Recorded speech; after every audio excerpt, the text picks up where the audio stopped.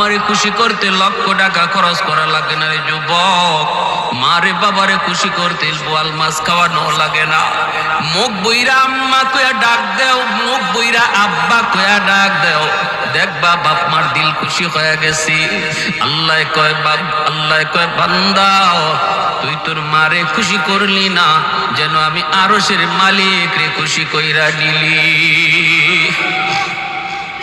রাতের বেলা মাথা একটু তেল